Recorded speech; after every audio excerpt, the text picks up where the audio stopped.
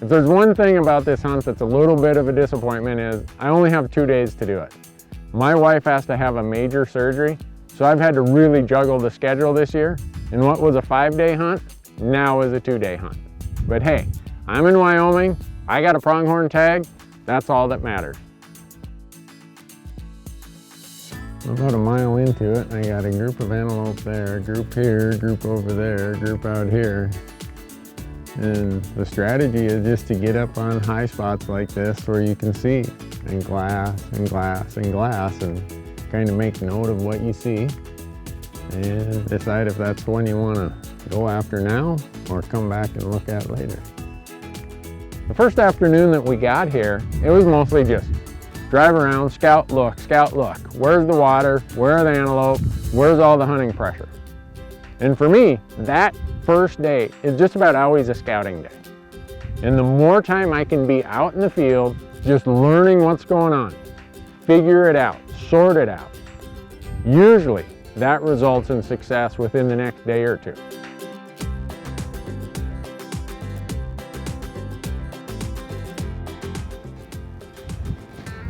Pretty buck with nice prongs, but I want ugly is my first choice, and if not ugly, then big. So, pretty ones, yeah, pretty's overrated.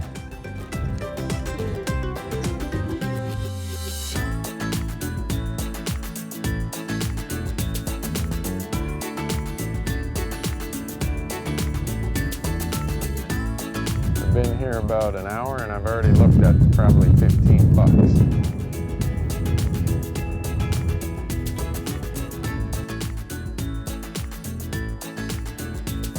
Herd up there and 2 herds out here. Get a little closer, see what I can find. One of the things you see me do on this hunt is, like everyone else, I'm driving the oil and gas roads. But I don't just glass from the truck. You'll see me stop, I'll walk that 200 yards, 500 yards, half mile to get to the ridge and look down in the places that people driving the roads, they don't see them.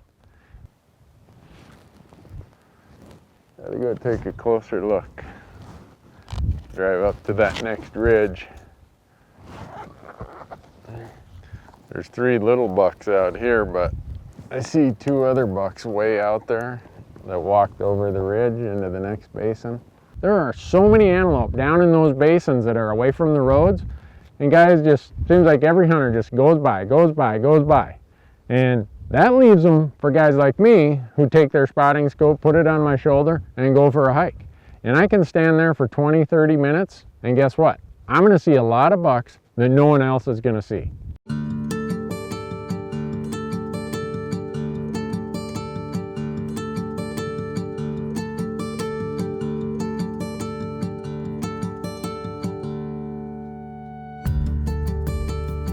I always say that sometime when I come and do this in Wyoming, I'm going to bring a little clicker and count every buck I see. I always forget my clicker, but there's a lot of bucks there. I think this guy on this ridge might have been the one we saw when we drove by. He's got good prongs. Just not a first day buck. Right now I'm going to go around, make another big loop, get back out on the highway and go down, and hopefully we'll see the one we're looking for.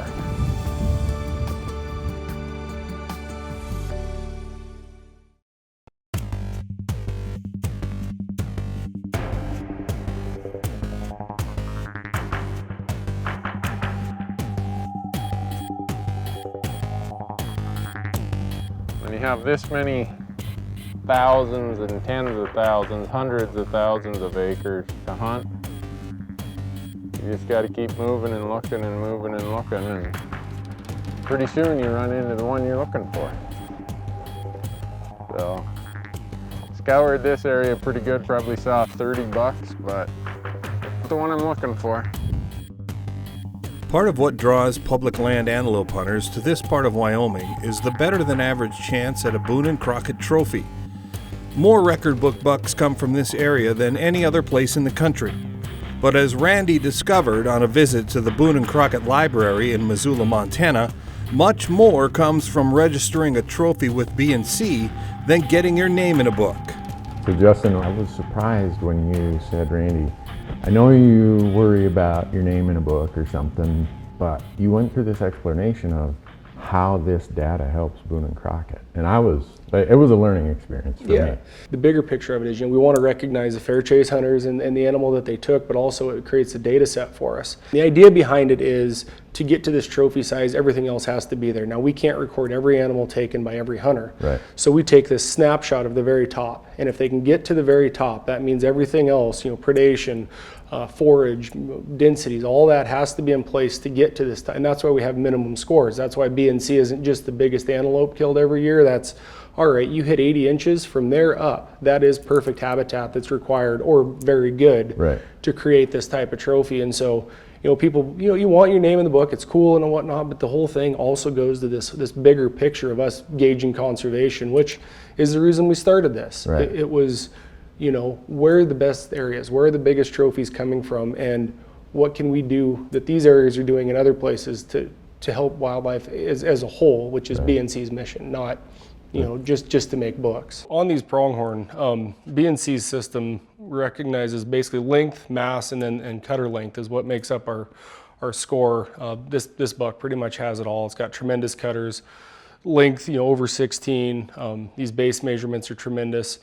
And it's not we're looking for something in particular that recognizes good habitat.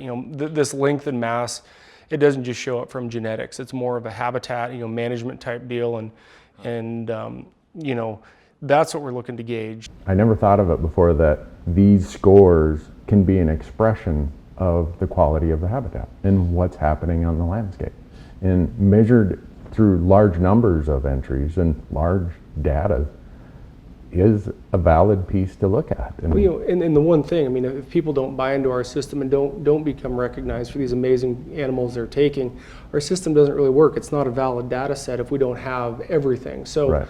B&C accepts pickups. Something that is owned by a fish and game agency, they acquire one, we'll put that in. We're looking at what the land is producing to gauge the habitat. And so every single one that qualifies to us is a very important, not only to recognize the animal and the hunter, but also as the data point to gauge the wildlife management. And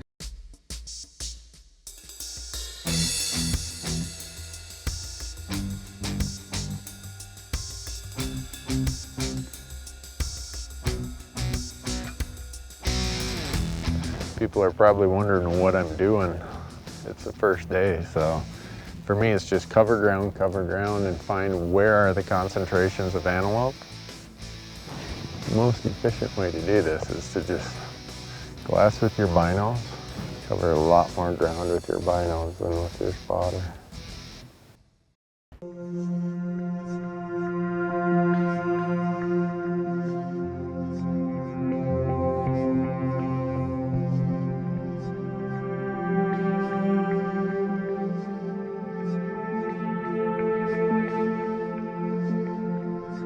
There's gotta be antelope here. There's water up there, water back here.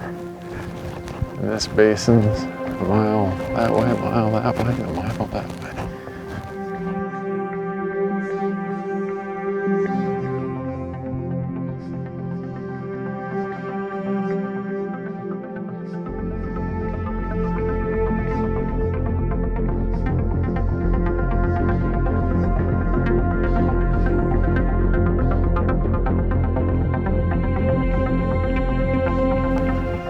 I think if I said that I looked over 60 bucks tonight, that might be a conservative number.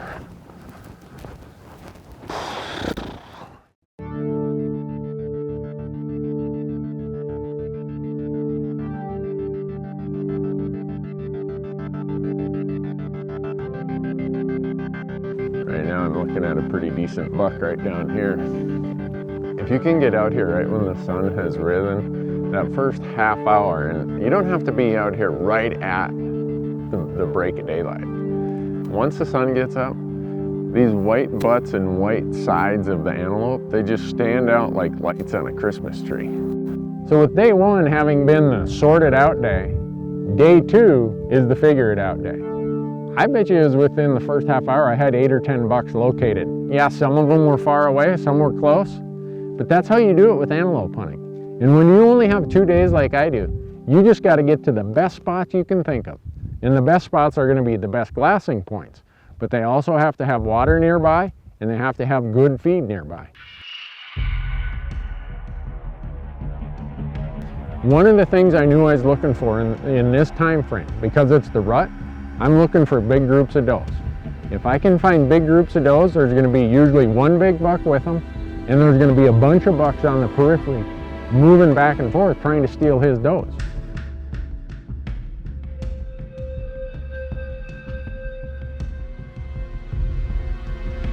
And I'm here, you know, at daylight, and I'm already seeing a ton of buck activity. And I'm looking way out there, probably 2 miles away. I see a really nice buck up against the fence, actually almost by the main highway that divides my unit from the other unit. Well, there's one really good buck way over here. I gotta get closer to find out more, but from a mile away, he sure looks like a good buck. So, I gotta go and see if I can find him. See if I can get closer to him, let's put it that way.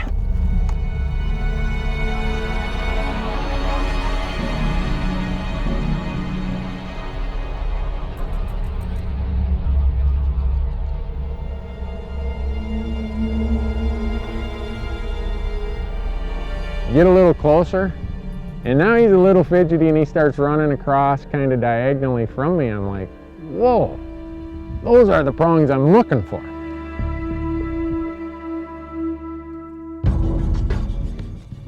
From the side angle, he doesn't look like that big of prongs because his prongs go kind of out at an angle. But when you see him face on, you can see how big those prongs really are.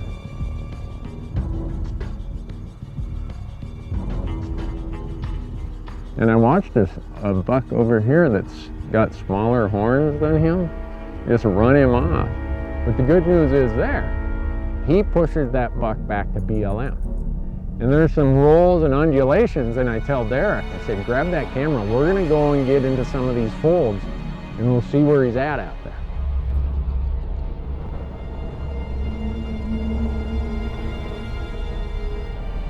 I'm sneaking and stalking and trying to figure out where is he? I think he's straight ahead of me. And I look off to my left and he's about 350 yards off to my left. I'm like, great. He sees me, gigs up.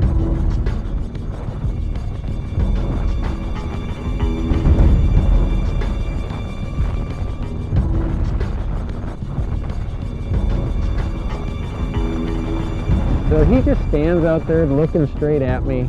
I get my pack down, I get in the prone position, and I'm just waiting for that perfect shot. But at 350 yards, a face-on shot is not the perfect shot. So I'm waiting and waiting and waiting. Finally he turns and he's broadside for just a little window.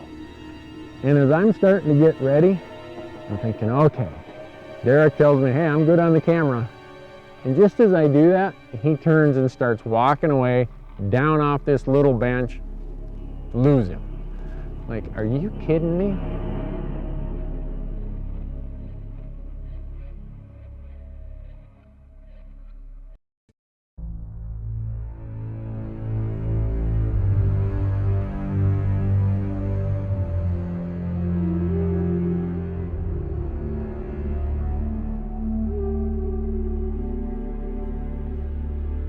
Finally, it's like, I don't know, 11 o'clock. So I've been watching this buck for 4 hours. And there's so many bucks running around, trying to keep track of him versus the other bucks. You gotta be on the spotter the whole time or you're gonna lose him. And he just got chased away by the other buck, the herd buck. And this is like the second or third time that buck has just run him out of the country. And he comes back, he's kind of licking his wounds like, dang, what's it gonna take?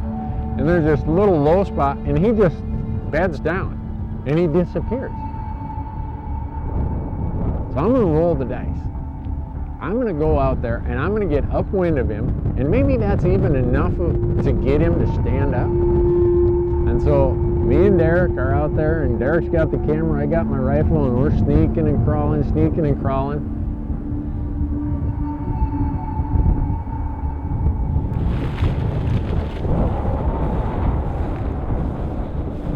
And I'm sure he's just right over in front of me. I'm sure he's maybe 200 yards. And I look, and he's not over here where I think he is. Now he's over here and he's looking at me. He's looking straight at us. You see him? Damn it, I need another 200 feet elevation. And as frustrating as this is, there's a little bit of a knoll in front of us.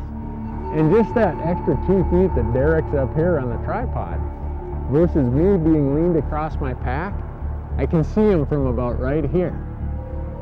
And all of a sudden he decides he's gonna start walking towards me and walking towards me. And the perfect thing is, he's now straight upwind from me.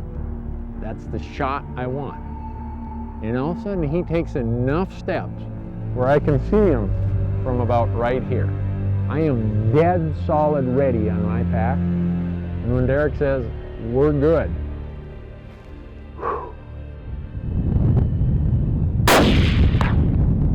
got him! He's dead now! Whew! I hope he's what I was looking for. I've been chasing him for 5 hours. Oh man. I have no idea if he's big, small, or indifferent. I said I wanted a buck with big prongs. But I gotta be honest with you, looking through the spotting scope, I could never really get a true feel for what was his mass, what was his length. I just knew he had decent looking prongs. So I told Derek, I said, I don't know what I got there, but whatever it is, I'm happy, and we're done. Oh, Mr. Buck. What a worthy chase. Oh my goodness. He not only has prongs, he's got some big time mass. Holy cow. And I walk up there, and he not only has prongs, he's got mass, and he hooks way in. It's everything you could wish for in a public land pronghorn. Remarkable animal. Look at those prongs, look at the mass and the hook. Wow.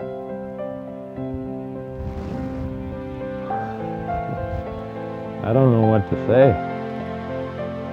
Mr. Howa, Mr. Leupold, they did the job they were asked to do. I looked at that buck and I said, you know what? You got a Boone and Crockett buck laying there, Randy. That's just luck. Whoever is doling out hunting luck today gave Randy a heavy dose of good luck.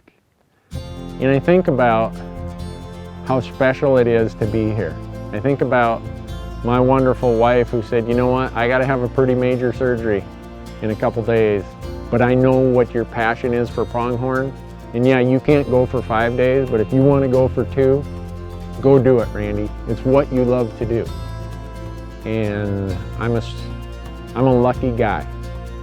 I am a lucky guy because I have a wife who not only loves me, but supports everything I do. She supports everything about this TV show. And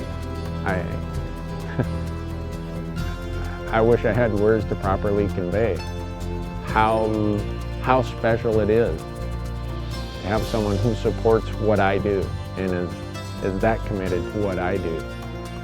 And to come here, to come to Wyoming on these public lands, to shoot such a miraculous buck.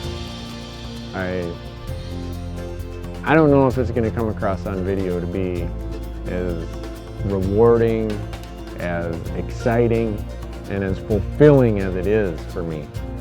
I hope it does.